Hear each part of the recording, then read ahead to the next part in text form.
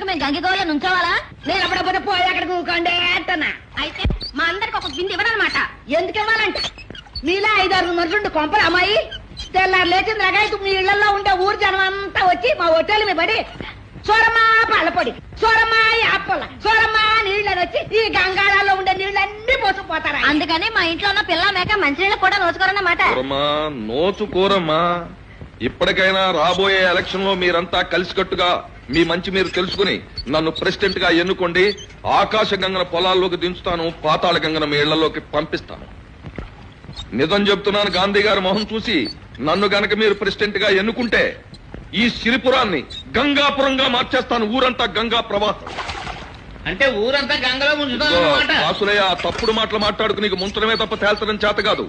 ఈ గ్రామాన్ని మంచినీటి ఎద్దడి నుంచి రక్షించడానికి గత 10 సంవత్సరాలుగా ఎన్ని ప్రణాళికలు. ఇంటికో కుళాయి, వంటింటికో